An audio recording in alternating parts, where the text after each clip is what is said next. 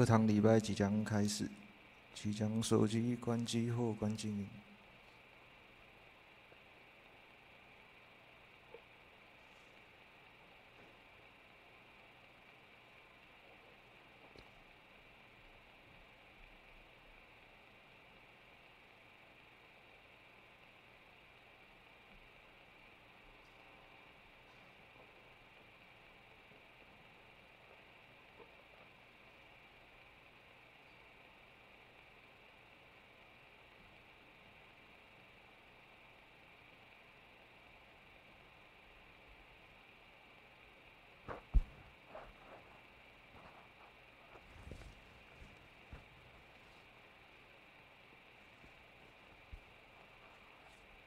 大家平安，平安。让我们一起站起来，用我们的歌声赞美我的上帝。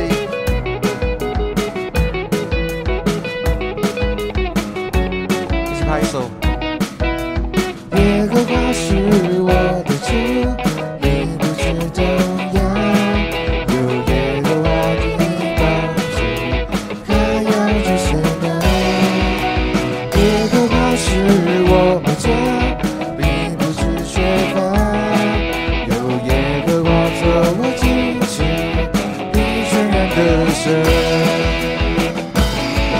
耶和华是我思维的盾牌，是我的荣耀，有时叫我抬起头一生。一宿虽然有苦情，早晨我们必欢呼。你是我的磐石，我的帮助。耶和华是我们的力量，我们的荣耀。 叫我们抬起头的神，耶和华是我的主，必不致动摇。有耶和华的帮助，还要惧谁呢？耶和华是我们家，必不致缺乏。有耶和华作我旌旗，必全然得胜。 耶和华是我思维的盾牌，是我的荣耀，有时叫我抬起头一生。地球虽然有苦情，早晨我们必欢呼。你是我的磐石，我的帮助。耶和华是我思维的盾牌，是我的荣耀。 有时叫我抬起头一生，地球虽然有苦情，早晨我们必欢呼。你是我的磐石，我的帮助。地球虽然有苦情，地球虽然有苦情，早晨我们必欢呼。你是我的磐石，我的帮助。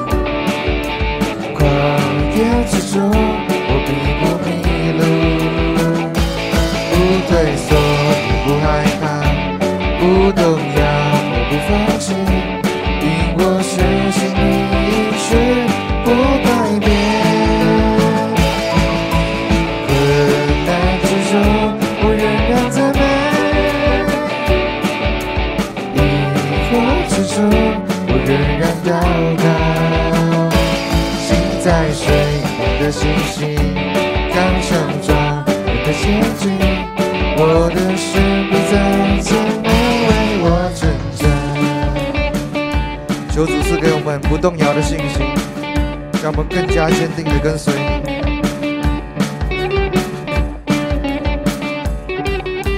主赐给我不动摇的信心，海浪之中你伸出大手拉住我，就除去我心中所有的怀疑，旷野之中紧紧跟随远处活主，海浪之中我迷不成路，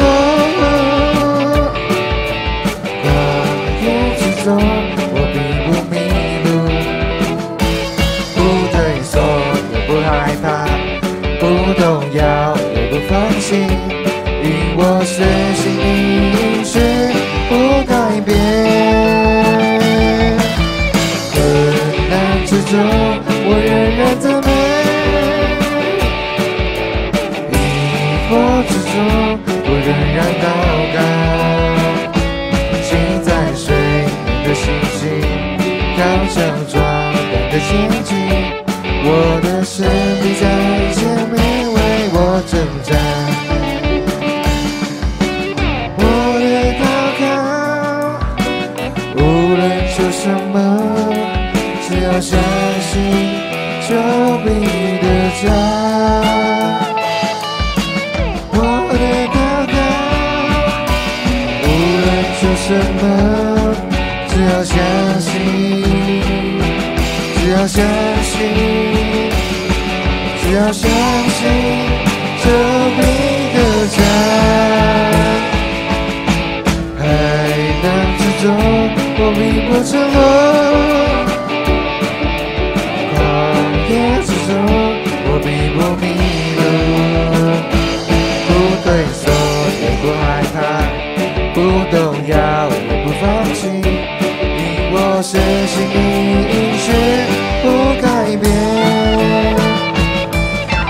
困难之中我仍然赞美，疑惑之中我仍然祷告，心在水涌的信心，刚强壮胆的前进，我的神必在前面为我征战。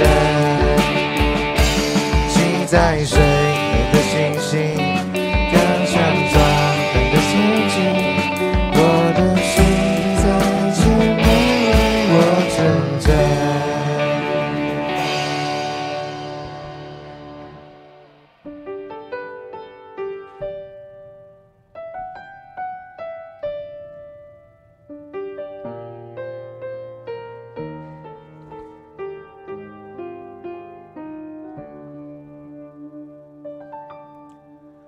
我来到你宝座，献上我的祷告，在这宁静时刻，我听见你的声音，因为你的爱已经找到了我，使我配得走进你的同在里。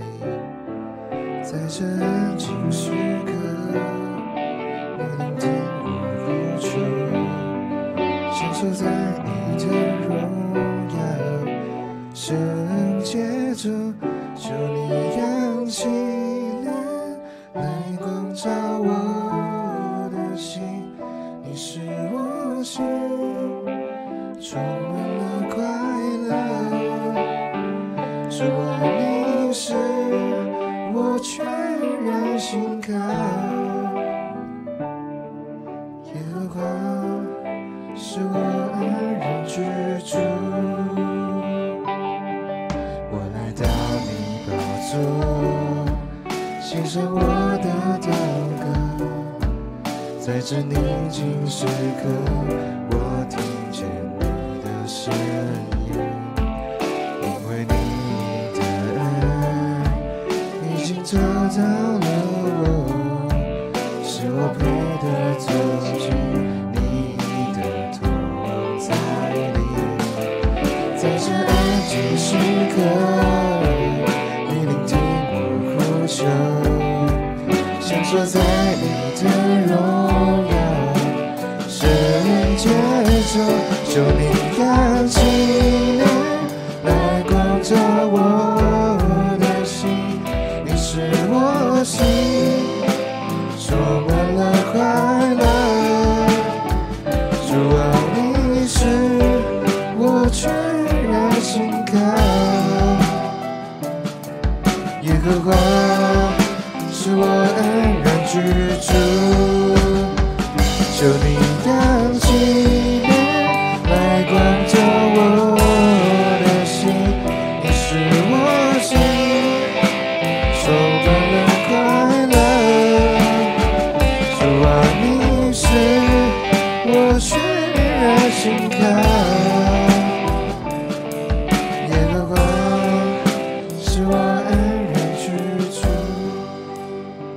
求你扬起脸来光照我的心，你是我心充满了快乐。主啊，你是我全然心靠，耶和华是我安然居住。求你扬起脸来光照我的心，你是我心充满了快乐。主啊，你是我全然心靠，耶和华是我安然居住，耶和华是我安然居住。亲爱的上帝，感谢你成为我们的帮助，成为我们的依靠。虽然我们在生活中常常会遇到各方面的困难和挫折，但我们知道，只要我们全然的信靠你，专心的侍奉你，你必定会成为我们思维的盾牌，为我们的征战，带领我们前方的道路，让我们在任何的情况下都可以安然的居住。孩子，这样祷告都是奉主耶稣基督的名，阿们。让我们依然站立，我们一起攻读新的诫命。你要尽心、尽性、尽意爱主你的上帝，这是诫命中的第一，且是最大的。其次也相仿，就是要爱人如己。这两条诫命是律法和先知一切道理的总纲。我赐给你们一条新命令，乃是叫你们彼此相爱。我怎样爱你们，你们也要怎样相爱。你们若有彼此相爱的心，众人因此就认出你们是我的门徒了。请坐。接下来报告，请大家打开周报的内页。我们看到教会消息，本主日为待降第二主日，由琴瑟和妇女团契代表点燃第二根预备信心的蜡烛，当用生命见证主恩，为主预备道路。那第二点的话是12月21号礼拜日圣诞节系列活动安排如下：早上9点半会有荷塘的圣诞赞美礼拜，将由圣歌队以清唱剧《应许的旅程》来颂赞。那礼拜当中也会举行圣灵点，请要受洗、坚信或设立会籍的会友来向牧师报名，以安排相关事宜。那下午2点半的时候会有圣诞舞会，由客团契及社区联合来欢庆。那请大家可以尽量邀请朋友来参与。接着在5点半的时候会有圣诞晚宴跟摸彩，和去年一样是在马来亚餐厅。那现在目前报名的进度大概有一半的，还有一半的名额。那费用跟去年一样是大人每人400。那未就读国小的话是每人200，那请大家就是要参加的话向干事来登记。那也欢迎大家来提供全新的摸彩礼品或礼金，来提供当日的抽奖。那第3点的话，教会有待定圣诞糕，有需要的人可以向干事来登记，到今天截止。第4点的话是2026年的月历，原则上以1户1份为主，那也是向柜台登记领取。第5点要提醒明年度新任或续任的会长，在下周，也就是12月14号之前，要将明年度第1季的季表来提供给干事做会诊。也要记得在12月28的主日礼拜要进行受职的就任，请各团契会长来预备心。那接下来下面的奉献明信，请大家自行参阅。奉献，我们请司献的同工。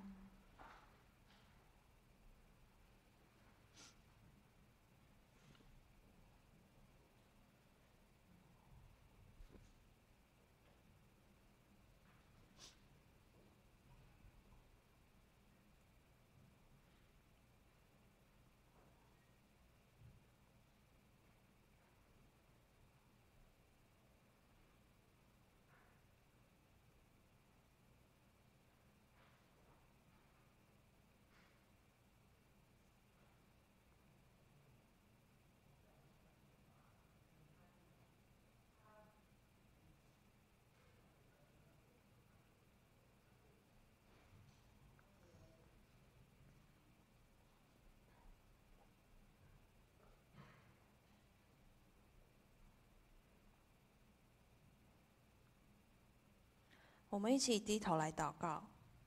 亲爱的天父，今天是待降第2主日，求你帮助我们能在日常生活中谨慎自己的言行，在面对外界搅扰时，持续以基督的样式来建造生命的磐石，定睛仰望你，使信心在我们的心中能更加的深厚稳固。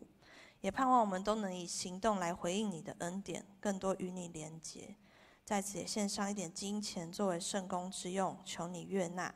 我们也要用主教导的主祷文一起祷告说：我们在天上的父，愿人都尊你的名为圣，愿你的国降临，愿你的旨意行在地上，如同行在天上。我们日用的饮食，今日赐给我们，免我们的债，如同我们免了人的债，不叫我们遇见试探，救我们脱离凶恶。因为国度、权柄、荣耀，全是你的，直到永远。阿们。圣经今天的经文记载在尼希米记第4章10到12、14、16到20节，可以看到前方的投影片。第10节，但犹大有话说：扛台的人力气衰弱，瓦砾太多，我们自己不可能建造城墙。我们的敌人说，趁他们不知道、看不见的时候，我们进入他们中间，杀了他们，使工作停止。那靠近敌人居住的犹太人10次从各处来见我们，说：你们必须回到我们那里。我查看了，就起来对贵族、官长和其余的百姓说：不要怕他们，当记得主是大而可畏的。你们要为你们的弟兄、儿女、妻子、家园征战。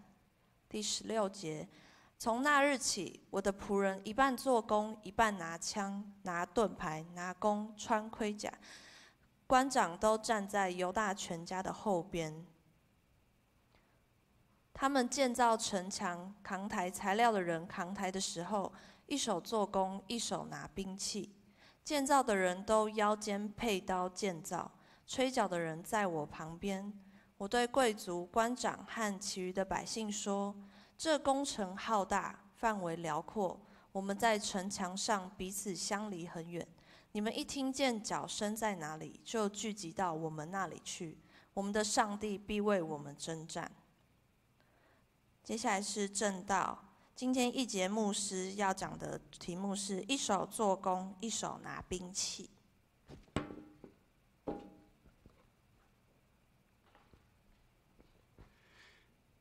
弟兄姐妹，大家平安。好，我们一起来祷告。上帝，愿你的话语亲自成为我们的帮助。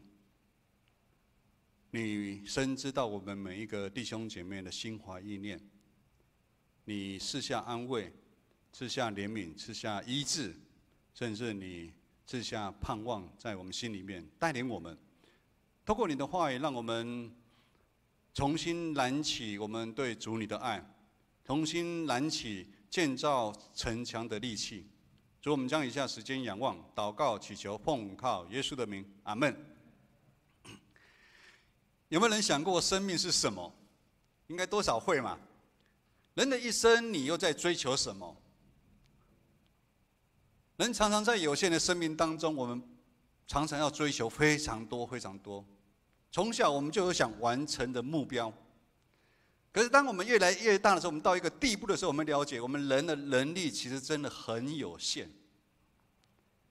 虽然我们的能力很有限，甚至我们的一生其实一直面对很多的问题跟挑战，但是人还是想回忆内心里面最深的一个呼召，踏出舒适圈，勇敢冒险去完成上帝给我们的使命。时间真快，2025剩下最后1个月了，就在倒数了。牧师不知道你今年所设定的目标有没有完成？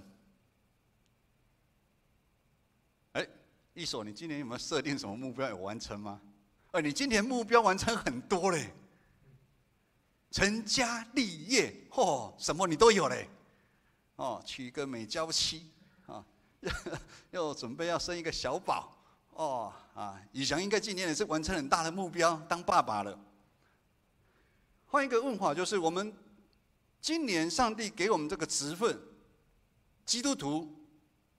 或者是长职团契，我们有尽忠职守吗？有没有在我们的本分尽忠吗？还是上帝让你看到某一些这个社会层面，不止教会，看到某一些东西、一些人的需要，你为这些事情祷告，甚至暗暗的关心跟奉献？我们下半年度，我们圣餐，我们为了那个盲人有一个协会来奉献，那我们也没有通知到，我们就奉献过去了。然后今天他们的理事长当然也是一个盲人，特别来做礼拜，来感谢我们。上帝在每一个时代都在呼召那些愿意将上帝国放在心里的人。有负担，愿意承担上帝交托的任务。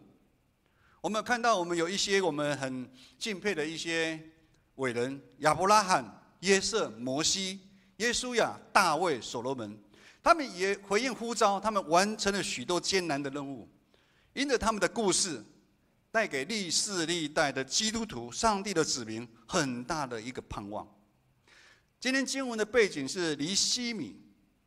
在尼希米记，背景主要的主角是尼希米，他是在巴比伦出生长大的犹太人啊。他在波斯王宫里面，他担任酒政，酒政是在王身边的一个很大的一个官哦，他跟故乡，也就是他生命的根耶路撒冷，其实他并没有连结哦。他有点像什么？像子瑜，他讲他是金门人，可是其实他跟金门好像又没那么亲，因为他是在台湾出生的，只是因为他的父母我父亲是金门人。尼希米也类似，他们被掳到波斯去，他是在那边长大的。他虽然跟他的故乡没有连结，但是上帝早就将呼召的种子放在尼希米的内心里面，等待发芽结果子的时间。其实上帝也是在我们不知道的时候，就把呼召的那个种子放在我们每个人的心里面。就在以斯拉回去耶路撒冷大概12年的时间，尼希米听到耶路撒冷的事情，代表他虽然跟耶路撒冷没有连接，但是他很关心。记得在尼希米记1章3节，牧师来讲一下，就是他听到一个消息。有人从耶路撒冷回来，他就问了那些回去的人发生了怎么样？他说回去的那些人在犹大省遇到了很大的灾难，城墙被拆了，城门被火烧了。尼希米知道故乡的消息，他痛哭啊，他哭了好几天，然后祷告他的上帝。这是尼希米呼召的关键的时刻。我想我们每一个弟兄姐妹都有在他信仰上面突然转变很大的一个时刻，从我父母亲、从我阿公的上帝变成我自己的上帝，一个呼召关键的时刻。上帝按照尼希米的心思意念，呼召尼希米准备要来完成耶路撒冷建造城墙的事情，以及回去一年宗教的改革。尼希米接续所罗巴伯、以斯拉，他是第3批回归耶路撒冷。当他回到耶路撒冷，真的如他所看的，城墙毁坏，城门被火烧。于是他开始组织百姓，来建造这个城墙。但是这个工程很大，又特别的困难，过程当中有很多的敌人冷嘲热讽，甚至对他们的攻击。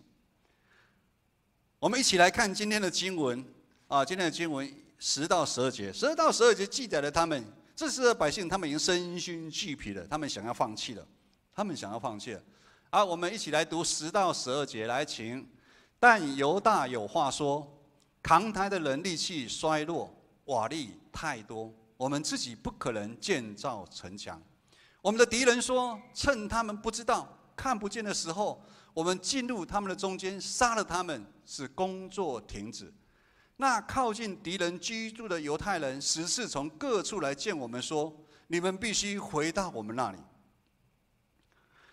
你们必须回到我们那里。当我们受拣选成为基督徒的那天开始，我们就不断在建造我们属灵的城墙。我们回想起初，我们都是充满了信心跟热情来回应上帝的呼召。我想这边有很多第一代牧师是第一代，当来到教会非常的热情地回应上帝的呼召。我们很尽忠职守，参与教会很多的事工服事，就好像跟那个城墙的砖瓦一块一块把它叠起来。但是不知道从什么时候，我们这个火热的心，就好像遇到大风大雨、台风天一样，我们被浇熄了。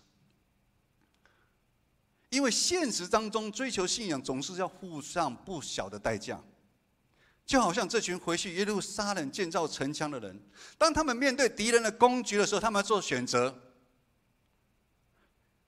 12节有很多他们的家人说：你们必须回到我们那里，因为他们很多人去盖城墙嘛，那他们很多人住在城外，那敌人不只攻城墙的人，也要攻击他们住的家人。他们这时候要做一个选择，他们是要放弃，还是要继续建造城墙？有时想想，这世界的物质对我们现在基督徒的吸引力其实是非常的大，常常让我们在信仰里面摇摆不定。我们这样子是要按照上帝对我们的呼召来生活，还是要按照自己肉体上面的选择来活呢？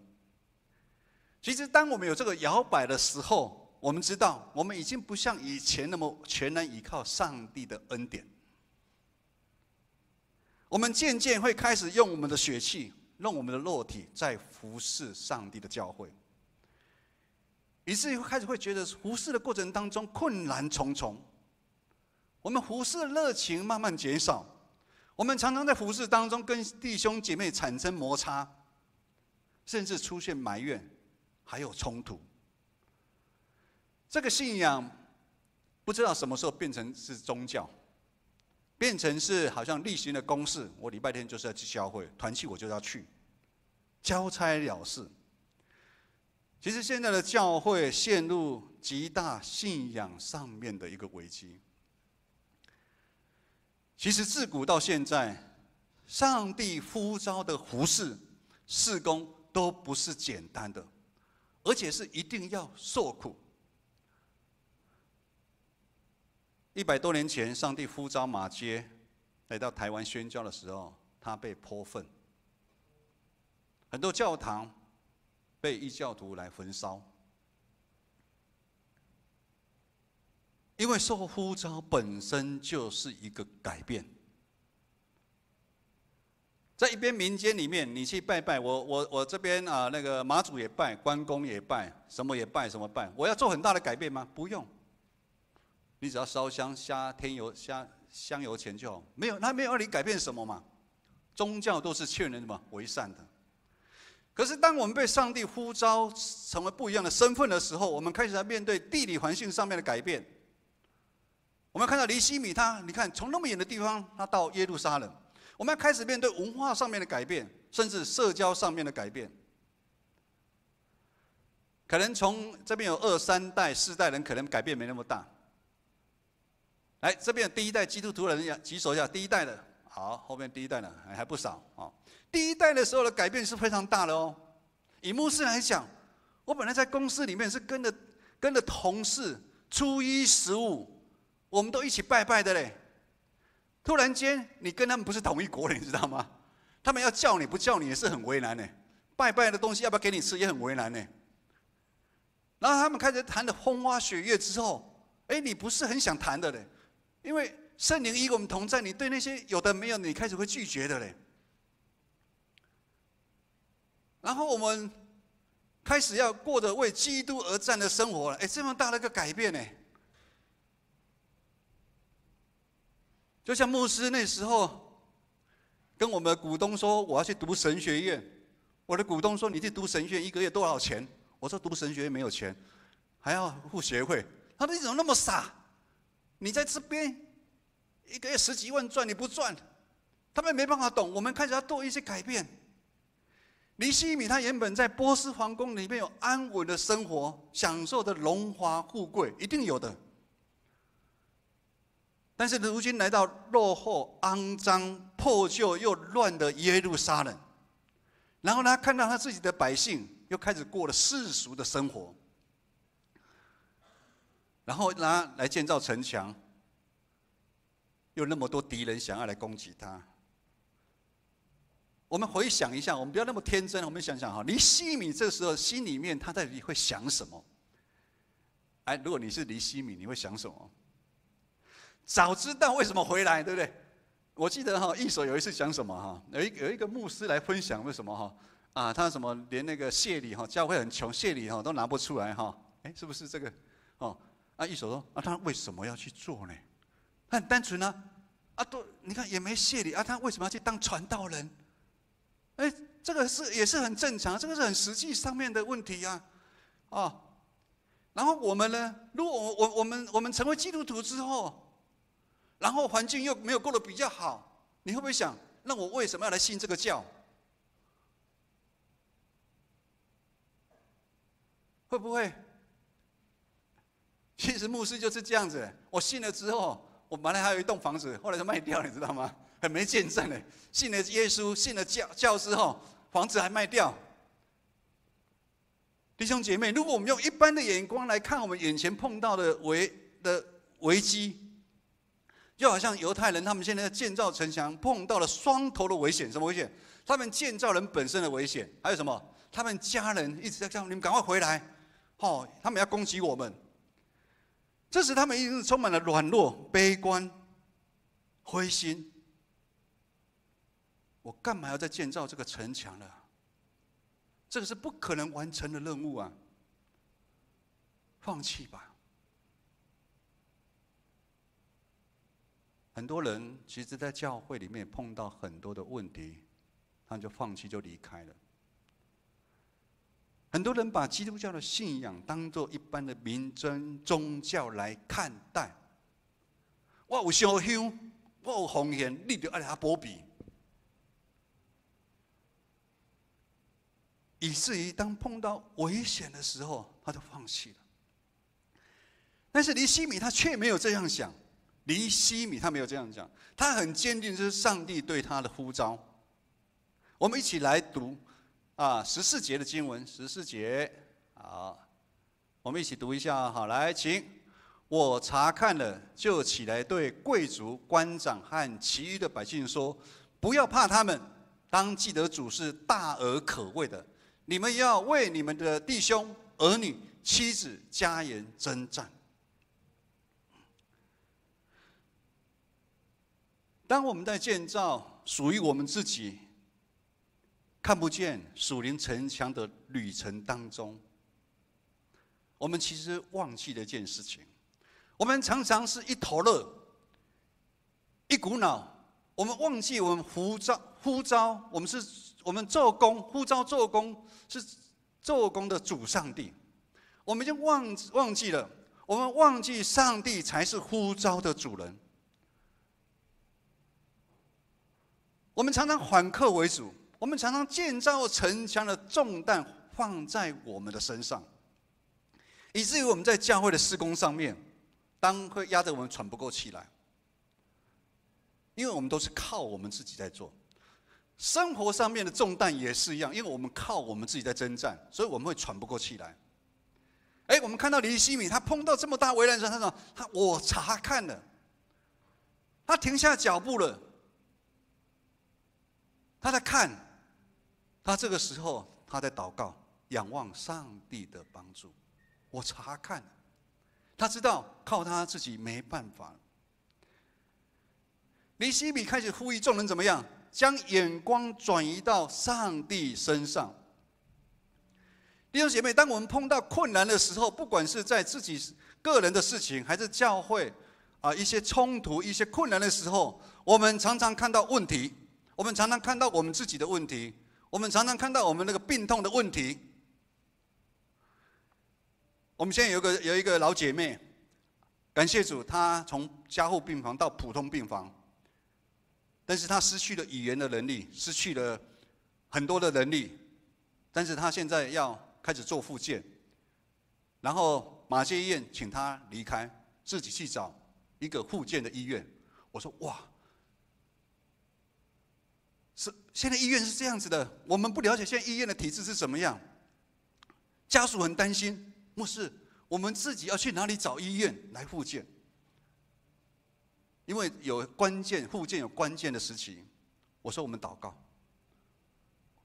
我们这个时候只能祷告。我们面对这么大的一个困难，我们面对那么大的困难，感谢主，昨天晚上他打给牧师，我也不晓得为什么，马偕医院的人突然跟他讲说你可以留下来复健，有病床了。当我们碰到问题的时候，我们把问题都一直眼光在问题上面，我们忘记了我们有上帝。我们有上帝，上帝呼召我们，弟兄姐妹，上帝呼召我们，上帝会负责，上帝会为我们征战。这边讲什么？不要怕，不要怕。我们常常怕死了，我们常常遇到的问题怕死了，或者要处理的问题我们怕死了。但是要记得上帝对我们的应许，我们要记得上帝过去对我们很多的恩典，记得上帝如何带领我们行过死荫的幽谷。当不要怕，当记得主是大而可畏的时候，会让我们原本失去方向的生命会重新找到目标。忽然间我们会清醒了，什么清醒？我们可能在生病难过的时候，我们在晚上在痛苦的时候，我们可能在等天亮的时候，我们要去去挂急诊，去挂什么？可是总是觉得这个夜晚过得特别久，现在1点，然后好像过很久再看2点、3点，这个夜晚非常非常的长。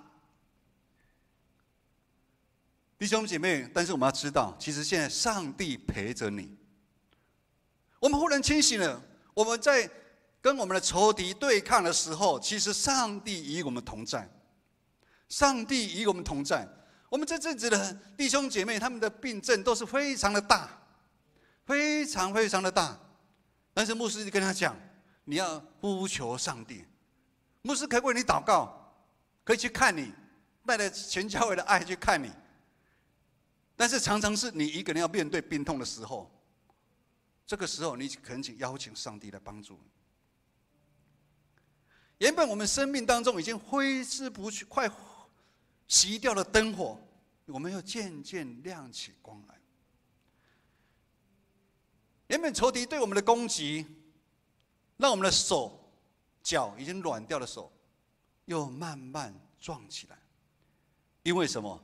主是大而可畏的主，我们不要怕。我们再来看另外一段经文16到17节。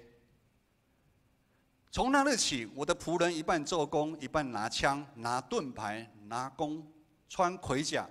官长都站在犹大全家的后边。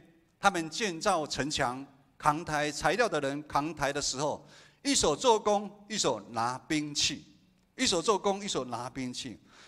我们在建造属灵城墙的旅程当中，我们都要知道，这是一条属灵的征战，是看不到的。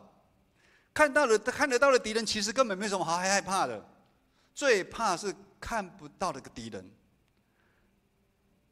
当我们成为基督徒之后，其实圣灵保惠师就与我们同在，帮助我们做很多的改变跟调整。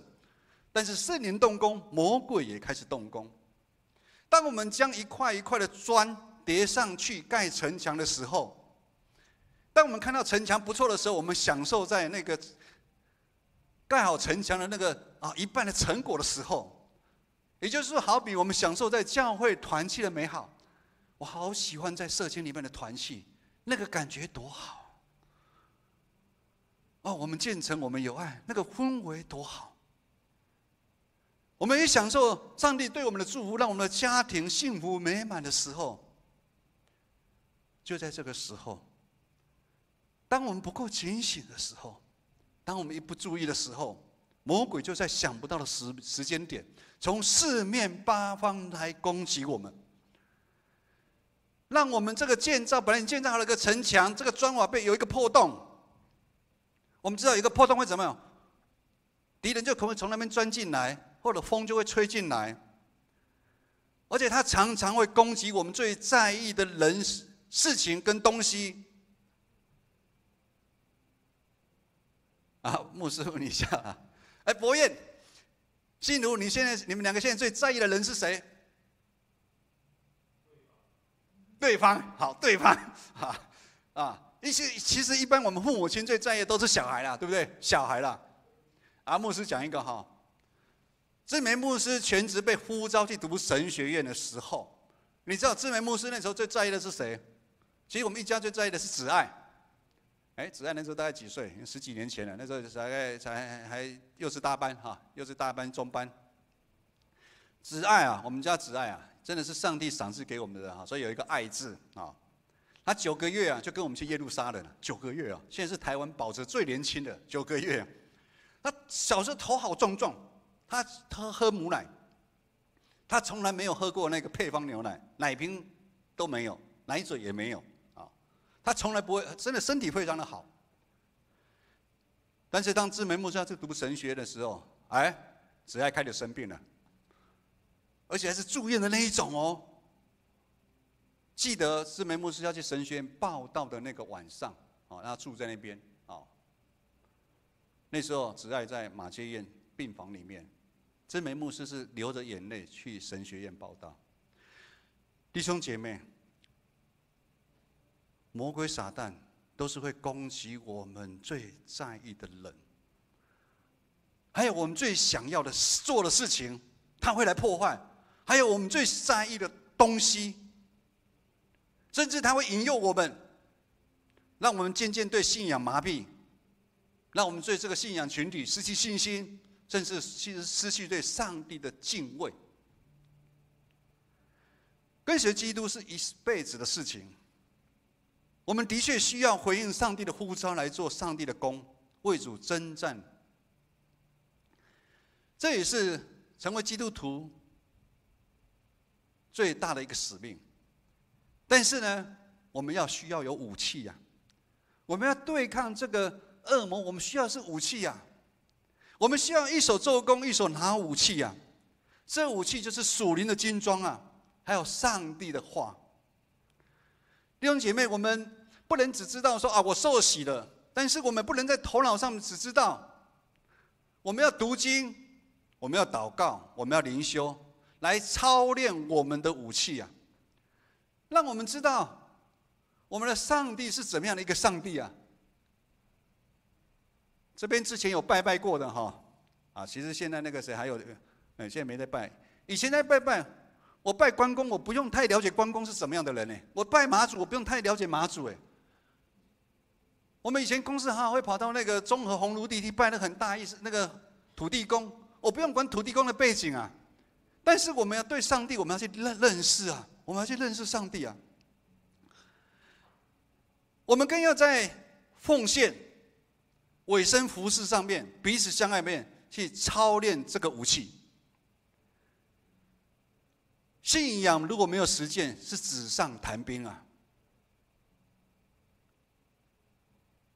一般的宗教，你也会看到很多人嘛，经过我们旁边有一个宫，大家有看吗？有一个宫嘛，因为它上面好多神明，我们注意看，黑黑的啦，很多神明，还是看到有人经过的时候会这样子拜一下，拜一下。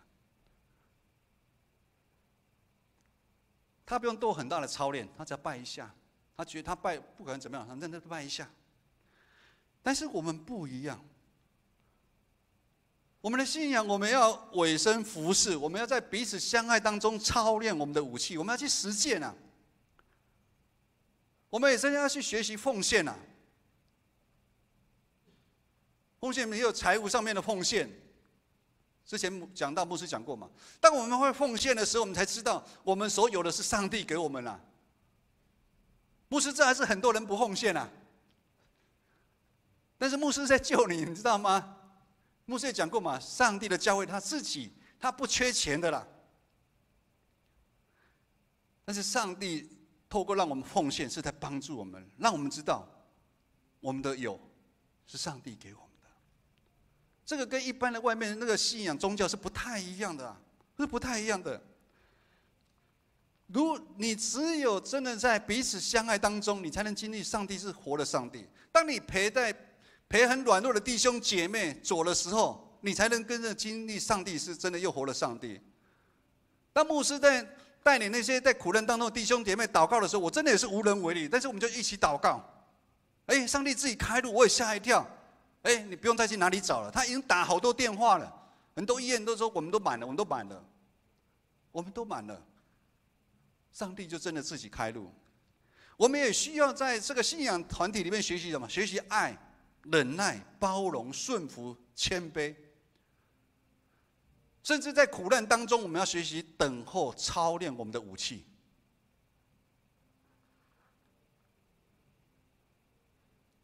因为我们知道生活不可能天天都是好日子，也不可能是随心所欲，而且我们知道，我们大部分的日子其实都是流眼泪的时候是比较多的，你知道吗？流眼泪的时候其实是比较多的。弟兄姐妹，天底下没有白吃的午餐，信仰也是这样子。我们需要付出操练的代价，让我们的武器可以有足够的力量来对付魔鬼啊，帮助我们建造我们属灵的城墙，可以让它顺利的建造起来。来，我们最后再来看18到20节，18到20节，我们一起来读。建造的人都腰间佩戴建造，吹角的人在我们旁边。我对贵族、官长和其余的百姓说：这工程浩大，范围辽阔，我们在城墙上彼此相离很远。你们一听见角声在哪里，就聚集到我们那里去。我们的上帝必为我们征战。敬拜团，上帝的呼召，他常常有他全盘的计划。上帝也深深知道我们每一个人的恩赐才干都是有限的。上个礼拜有一天，我们在受社区的时候，干事去做年度的健康检查，牧师就下去当干事。我下去当干事的时候才知道，我要操作那台电脑，我手忙脚乱。社区的长辈来报道，说弄错的。我们每一个人的恩赐才干其实都不一样的。上帝也知道每一个人的限制跟软弱，在我们在建造属灵的城墙的路上，我们需要同伴，我们需要尼西米他自己一个人回来建造，如果没有那么多的同伴帮助，不可能完成任务的。弟兄姐妹，我们每一个人，你那一段城墙都非常的重要。上帝不会放弃我们每一个人。上帝的国度属灵的城墙是否有没有办法建造，最重要就是我们一定要同心合意啊。当那个听到角声的时候，角声是什么？就是在某一个地方，上帝在呼召，有谁可以为我做工啊？有谁可以为我出钱出力？有谁可以把你的才干恩赐奉献给上帝？啊，牧师可能就听到脚声了，就把放下工作跑去读神学院啊！上帝催促脚声啊，呼召我们的陈哲新啊神学生去读神学院。我们听到脚声，我们将我们的武器准备好，我们要往需要帮助的同伴那里去。我们准备和敌人来对抗，我们甚至要随时为好为主牺牲的一个决心啊！我们一起来当这个回应师。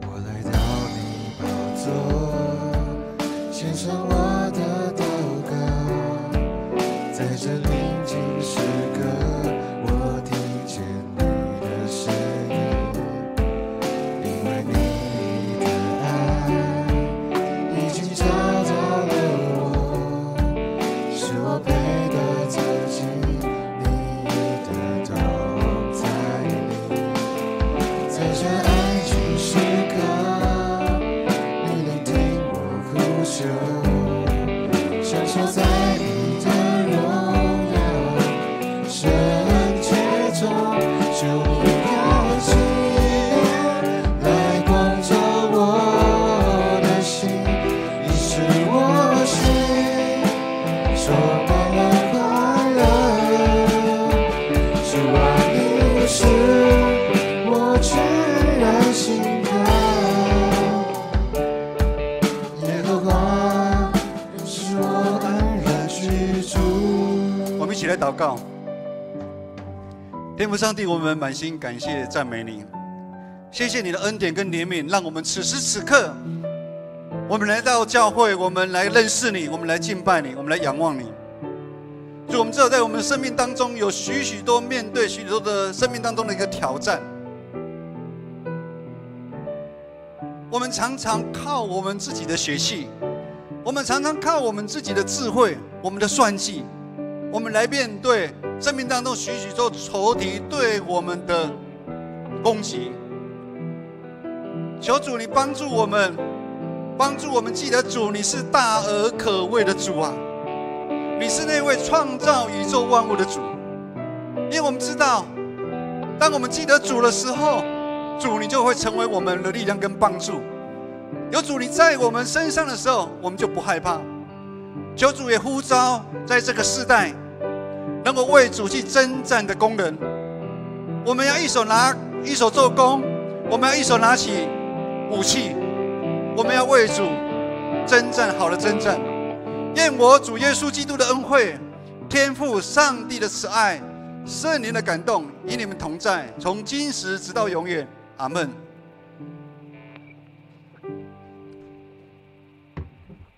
让我们一起唱最后一首歌《免惊》。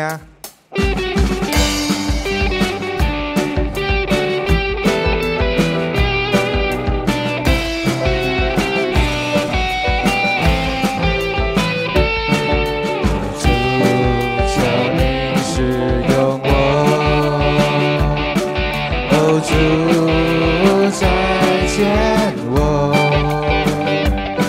是被掳的释放，瞎眼的看见，交满属羊值得的自由。大声说，大步走，带着主所赐的力量，勇敢地面对每天的不一样。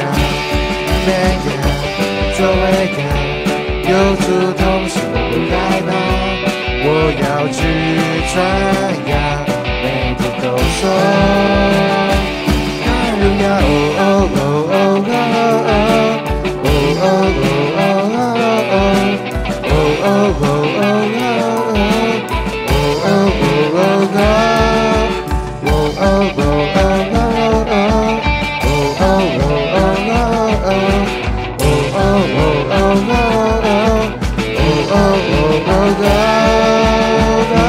大声说，嘿！走，嘿，看着主所赐的力量，勇敢地面对，每天都不一样。每天，嘿，走黑夜，嘿，有主同行，我不快乐，我要去传扬，每天都说哈利路亚，哈利路亚。